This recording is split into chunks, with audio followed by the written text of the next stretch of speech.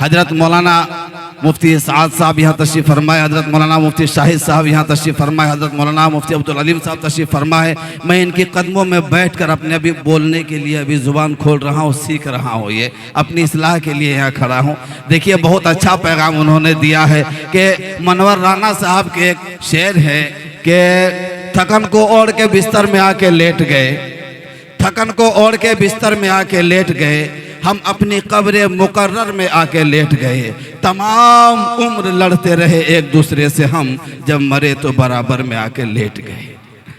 तो दोस्तों देखिए ये जो पैगाम दिया है, और दूसरा पैगाम उन्होंने ये जो अब चल रहा है, देखिए कहीं भी माहौल बुरे आदमी के बुरा करने से माहौल ख़राब नहीं होता है, जितना ख़राब अच्छा आदमी के खामोश रहने से होता है।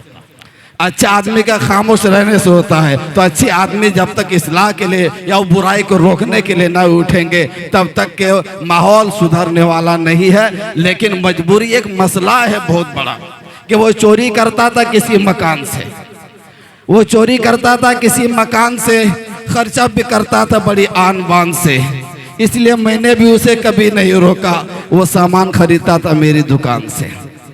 तो ये नज़रिया भी होता है। लेकिन देखिए दोस्तों, हम जो नज़रिया अपनाते हैं, हम तो जिक्र करते हैं कि ईरान और इजराइल वगैरह के जो जंगें चल रही हैं, तरह तरह के मिसाइलें दागी जा रही हैं, तरह तरह के मिसाइलें छोड़े जा रहे हैं, दुनिया वहाँ तक तरक्की कर चुकी है, और हम टूटे भाला लेकर के कहते हैं यजीद को मारने की ट्रेनिंग ले रहे हैं।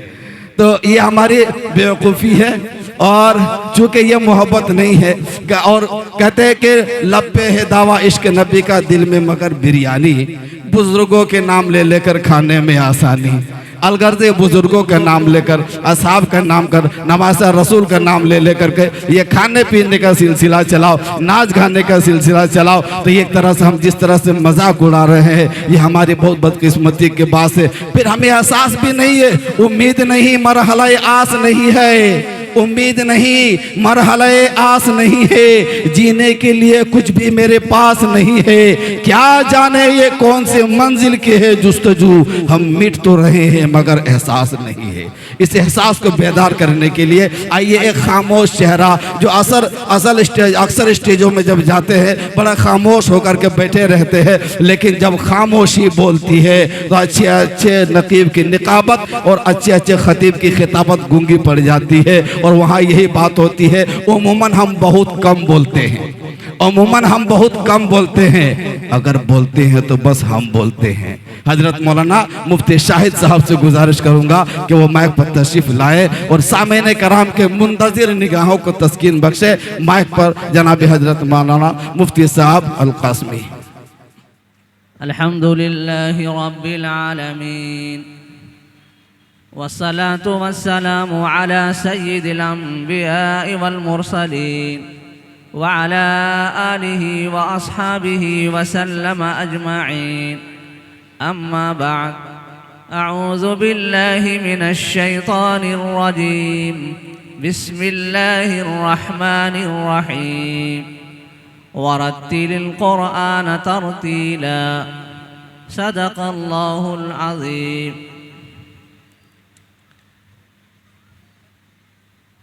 आज के इस इजलास के बावकार सदर मोहतरम, स्टेज पर बैठे उलमाए किराम, दानिश्वरान कौम व मिल्लत, ख़वातीन इज़ाम, नौजवान दोस्तों,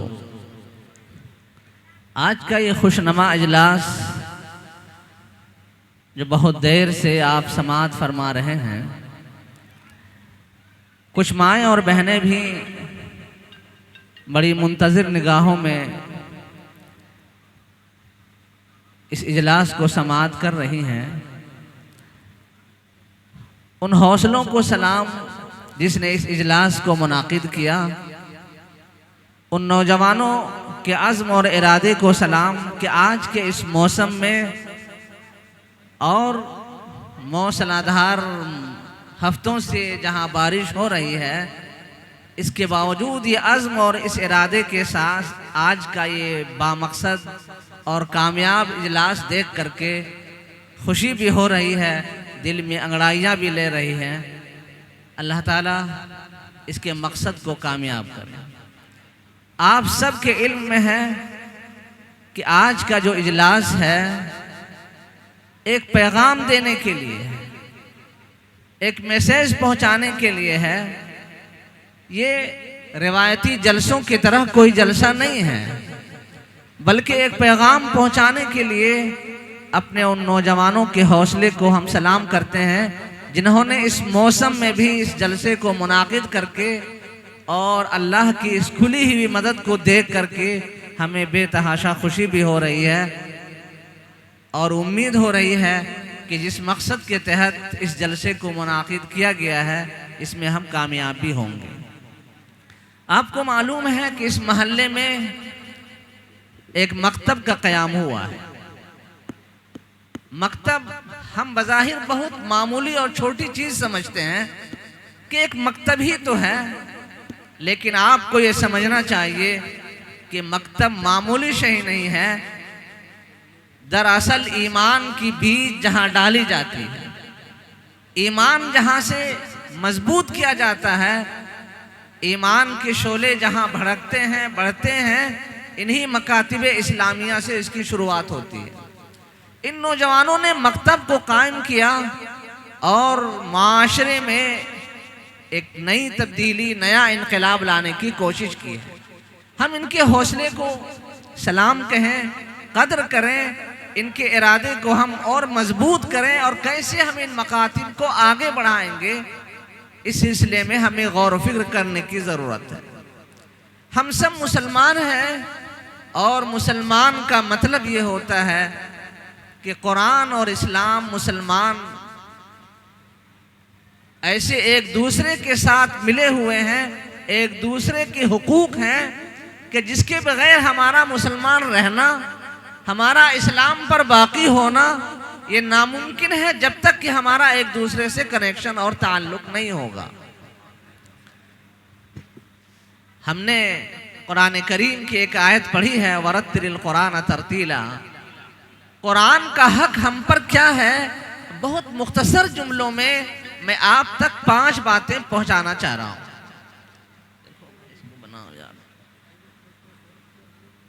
कुरान करीम के हम पर 5 हुकूक हैं। ये 5 बातें आप अपने जहनों में बिठाएं, अपने दिल में इसे जगह दें कि कुरान हमसे 5 मुतालबा करता है। इन 5 मुतालबात को आप पूरे करने की कोशिश करें, फिर अपनी जिंदगियों में देखेंगे कि तब्दीली कैसे आती है। वो 5 बातें क्या है? कुरान का पहला हक यह है कि उस पर ईमान लाया जाए। आप सबका ईमान है कुरान पर? बहुत कम लोगों को ऐसा लग रहा है कि पता नहीं आगे क्या मुतालबा करेंगे हमसे। अब भाई कुरान पर हम सब का ईमान है, ईमान के बगैर हम मुसलमान नहीं हैं, हम इस्लाम का दावा नहीं कर सकते हैं। तो पहला हक यह है कि कुरान पर ईमान लाया जाए। कैसा ईमान? कुरान करीम ने कहा है, वइज़ा क़ील लहुम आमिनू कमा आमन अन्नास। जब उनसे कहा जाता है कि ईमान लाओ जैसा कि सहाबा ने ईमान लाया। आमन अन्नास की तफसीर में मुफस्सिरीन ने लिखा है असहाबुन नबी सल्लल्लाहु अलैहि वसल्लम, जैसा सहाबा ने ईमान लाया। कैसा ईमान लाया? मैं 2 मुख्तसर वाक़या आपको सुनाता हूँ कि हिजरत की रात जब रसूलुल्लाह सल्लल्लाहु अलैहि वसल्लम मक्के वालों की परेशानियों से आजिज होकर के जब मदीना मुनव्वरा जा रहे थे रसूलुल्लाह सल्लल्लाहु अलैहि वसल्लम, तो आपने हजरत अली को अपने बिस्तरे पर सुला दिया था, ये सबको मालूम है।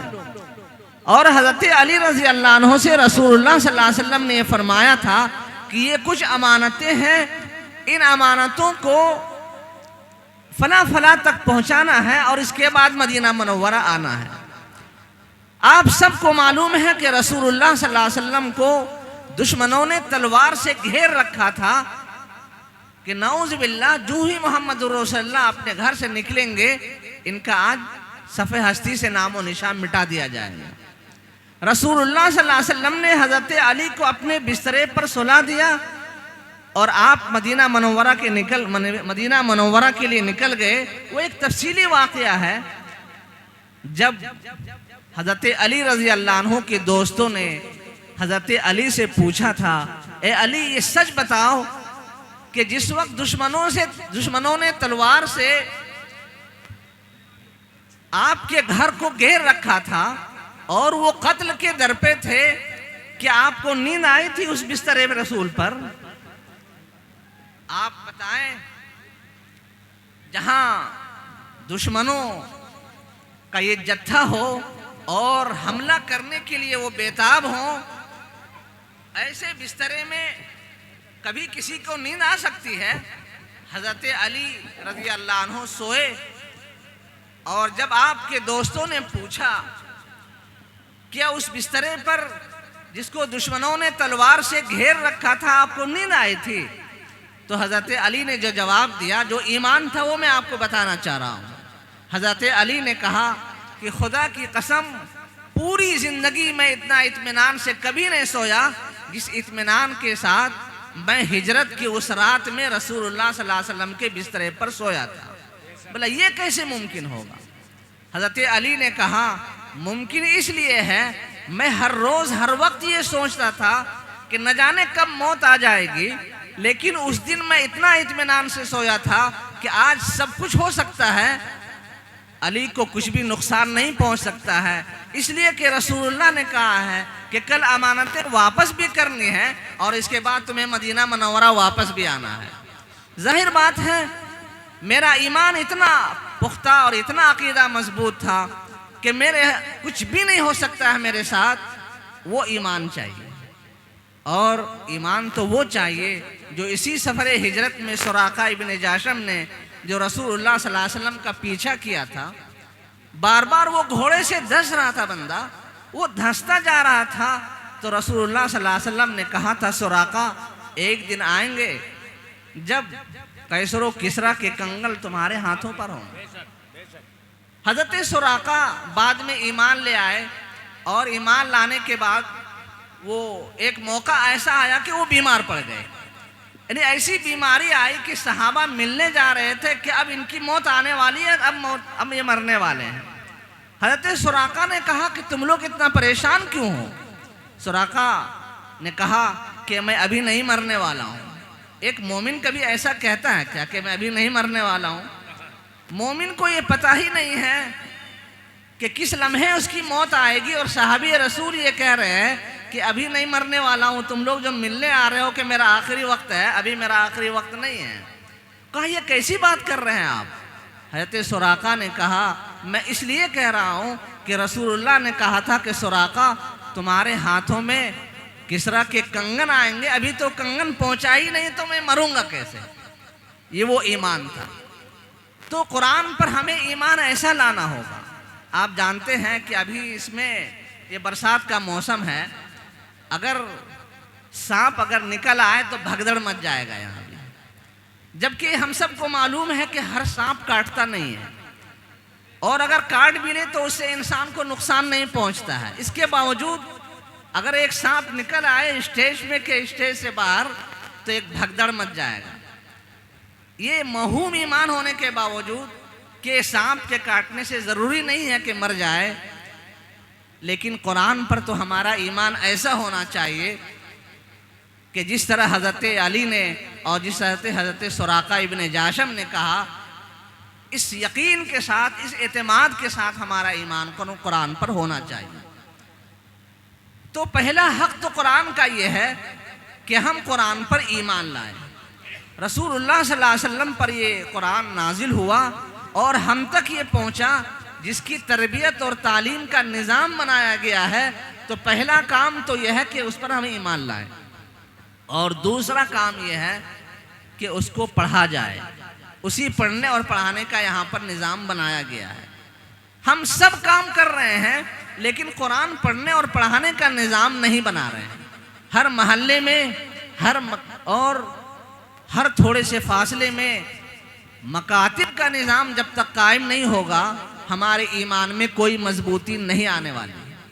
कुछ खातिन भी बैठी हैं, वो सुन रही हैं। मैं अभी मुल्क के अजीम मुफक्किर हज़रत मौलाना अबुल हसन अली मियाँ नदवी रहमतुल्लाह अलैह की शर्क़ औसत की डायरी पढ़ रहा था।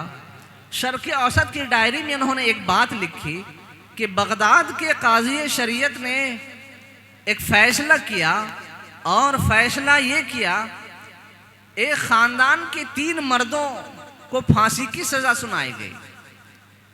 जब फांसी की सज़ा सुनाई गई तो अपील की दरख्वास्त उसने की, अपील की, रहम की दरख्वास्त की कि माफ़ कर दिया जाए, और ये बेकसूर लोग हैं, और अगर कसूर साबित भी हो जाए तो सदर जमहूरिया को इस बात का इख्तियार है कि अगर माफ़ कर दे तो माफ़ी हो जाती है, माफ़ कर दिया जाए। वहाँ के सदर जमहूरिया ने मामले को देखा और ये तय किया कि ये 3 मुजरिमों में से एक को हम माफ़ करेंगे। अपील करने वाली एक खातून थी। उस खातून ने अपील की कि सबको माफ़ कर दिए जाए, लेकिन ऊपर से ऑर्डर आया कि एक को माफ़ किया जाएगा, तुम इनमें से किसी एक का इंतखाब कर लो। आप गौर से सुने। जब ये बात सामने आई, वो 3 मर्द कौन थे? उस औरत का एक मर्द उसका शोहर था, एक बेटा था और एक भाई था। फांसी की सज़ा जो सुनाई गई है, उस औरत का शोहर है, बेटा है और भाई है। उस औरत को इख्तियार दिया गया कि इनमें से एक का इंतखाब कर ले और एक को माफ़ कर दिया जाएगा, दो की फांसी होनी है। उस औरत ने गौर व फिक्र किया। हम आप ज़रा सा अपने गरिमान पर झांके कि अगर ये नौबत हमारे साथ आ जाए तो हम क्या फ़ैसला करेंगे। आदमी कशमकश में रहेगा कि अपने शोहर को आज़ाद कराया जाए, या जवान बेटा है उसकी माफ़ी मांग ली जाए, या भाई है। जाहिर बात है अगर यहाँ पर कोरह डाल दिया जाए तो बेशतर आदमी का फ़ैसला कभी कुछ होगा, कभी कुछ होगा। उसके समझ में नहीं आएगी कि वो फ़ैसला क्या करे। उस औरत ने फ़ौरन कहा कि मेरे भाई को माफ़ कर दिया जाए और शोहर और बेटा को फांसी दे दी जाए। उसने कहा बहुत अजीब औरत है, और ये अजीब बात है कि उसने ये फ़ैसला, कोई अपने शोहर को इतना जल्दी छोड़ना चाहती है या अपने बेटे के कुर्बानी के लिए तैयार हो जाए और भाई के लिए माफ़ी मांग रही है। तो सदर मोहतरम ने पूछा कि अगर तुम इसकी हिकमत और वजह बता दो तो मेहरबानी होगी कि तुमने अपने भाई के बचा लेने का तो फैसला किया और शोहर और बेटे को कुर्बान कर देने की बात कही, आखिर वजह क्या है। उस औरत ने जो जवाब दिया, मैं वो जवाब असल सुनाना चाहता हूँ आपको। उस औरत ने ये कहा कि ऐसा है कि मेरे माँ बाप मर चुके हैं, मेरे माँ बाप मर चुके हैं, मेरा ये भाई तन्हा है। अगर मेरे बेटे को फांसी हो जाती है और मेरे शोहर के भी फांसी हो जाती है तो कल मैं दूसरी शादी भी कर लूँगी। हो सकता है अल्लाह हमें बेटा भी दे देगा, तो मेरे बेटा भी हो जाए और शोहर भी मिल जाए, लेकिन मेरे माँ बाप तो दुनिया से जा चुके हैं, भाई नहीं आ सकता है मेरे पास। इसलिए मैंने फैसला किया कि भाई को माफ़ कर दिया जाए और शोहर और बेटा को फांसी दे दी जाए। हैरान उस औरत के दिमाग पर और उसके जज्बे पर और उसके इस बुलंदी पर सदर जमहूरिया ने फैसला किया कि इस औरत के इस बुलंदी पर हम तीनों को माफ़ करते हैं। तो ये हौसला, ये इल्म, ये बुलंदी, ये सोच और फिक्र, जब बुनियाद किसी की मजबूत होती है तब ये बात समझ में आती है। मैं ये कह रहा था, मैं दूसरी तरफ, चूँकि मैं दारुल क़ज़ा का आदमी हूँ इसलिए फ़ैसले की तरफ मेरा दिमाग ज़्यादा चलता है, मैं इसलिए उधर चला गया। मैं ये कह रहा था कुरान करीम का दूसरा हक़ यह है कि उसको पढ़ा जाए। पढ़ना हम पर जिम्मेदारी है, हमारा फरीज़ा है, और न सिर्फ हम पढ़ें बल्कि सबको पढ़ाएं, पूरी दुनिया को पढ़ाना हमारा ज़िम्मा है। यह हमारी जिम्मेदारी थी। ये मकातिब के क़याम को फ़र्ज़ के दर्जे में समझें। जब तक मकातिब का क़याम मजबूत नहीं होगा हमारा मुआशरा कभी भी नहीं सुधर सकता है, नहीं बदल सकता है। इसलिए जो बच्चे मेहनतें कर रहे हैं और मकातिब के निज़ाम को मजबूत कर रहे हैं उनकी कदर कीजिए, उनके काम को मामूली न समझिए और उनके हौसले को सलाम कहिए। पढ़ना कैसे है, ये एक तफसील है। कुरान करीम की जो आयत मैंने पढ़ी उसमें बताया गया है कि कुरान को पढ़ना कैसे। वरत्तिलिल कुरान तरतीला। हम सब बरसों से, महीनों से, अपनी तबीयत से जैसा कुरान पढ़ते हैं, पता नहीं कुरान पढ़ रहे हैं भी कि नहीं।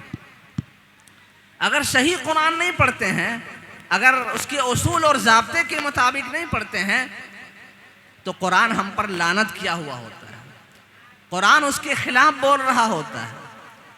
इसीलिए ये कहा गया कि कुरान को तरतील के साथ पढ़ना, उसके उसूल और ज़वाबित के साथ पढ़ना है। मकातिब में इसी उसूल और ज़ाब्ते को सिखाया जाता है, उसी उसूल को बताया जाता है कि कुरान को पढ़ना कैसे है। अगर आप सही से नहीं पढ़ेंगे तो आप पढ़ रहे होंगे कुछ और उसका मतलब कुछ हो रहा होगा। जैसे मामूली से स्पेलिंग से मफहूम बदल जाता है। जैसे आप समझते हैं कि राइट जो है, राइट को जब हम लिखेंगे तो राइट बोलने में बज़ाहिर थोड़े से फ़र्क के साथ राइट के माने कभी दायां होता है, राइट के माने कभी फसाद होता है। इसी तरीके पर लिफ्ट और लेफ्ट में थोड़े से फ़र्क से उसका माना और मफहूम बदल जाता है। कुरान करीम में भी ऐसा ही है। अगर आप उसको उसूल और ज़ाब्ते से नहीं पढ़ेंगे तो कुरान का मफहूम बदल जाएगा, और कुरान का मफहूम जब बदलेगा तो नमाज नहीं होगी, और जब नमाज नहीं होंगी तो आप अल्लाह के यहाँ मुजरिम करार पाएंगे। तो ये वो तमाम चीज़ें इन्हीं मकातिब में सिखाए जाते हैं। इन्हीं छोटे मदरसे और महल्ले में जो मकातिब चलते हैं उसके हाफिज़ कुरान इन्हीं बातों पर तवज्जो दे करके उसको सिखाया जाता है। हम ये समझ रहे हैं कि सही कुरान पढ़ना, अच्छा कुरान पढ़ना वो कारी साहब का काम है, वो इमाम साहब की जिम्मेदारी है कि वो अच्छा से कुरान पढ़े। नहीं भाई, कुरान हर मुसलमान की जिम्मेदारी है, हर फर्द की जिम्मेदारी है कि कुरान को वो सही पढ़े जैसा कि कुरान नाजिल हुआ है।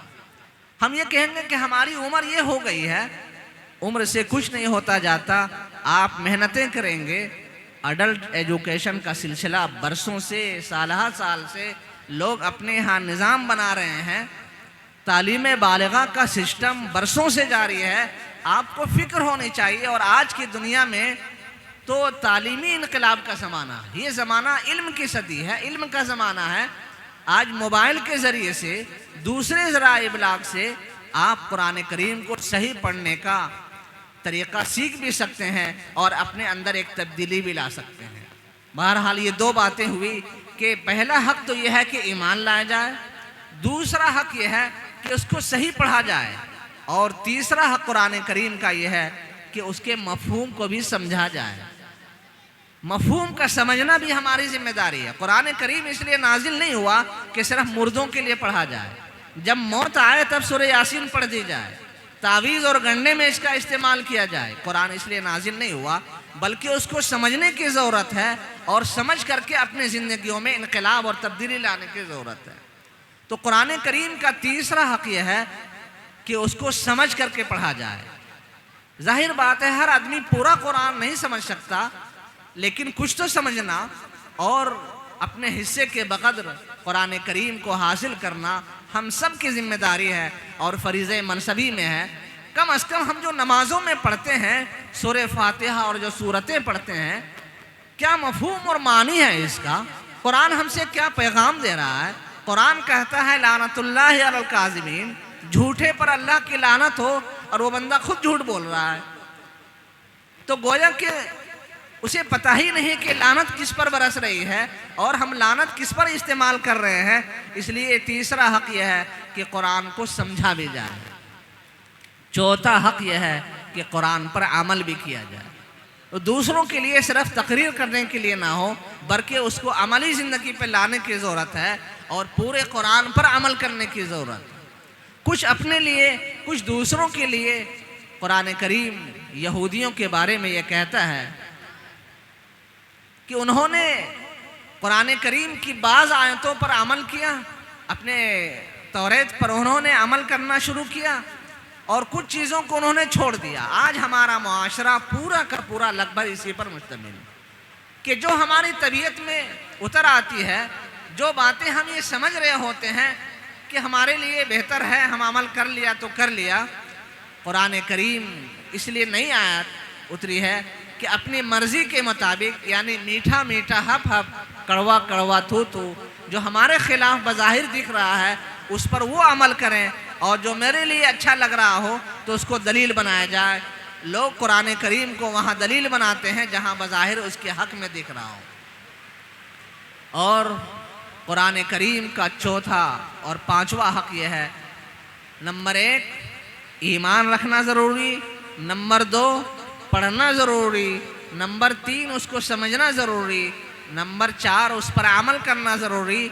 और कुरान करीम का पांचवा हक़ यह है कि ये इल्म अपने पास बाकी ना रखें बल्कि दूसरों तक पहुंचाने की कोशिश करें। ये हम सबकी जिम्मेदारी है।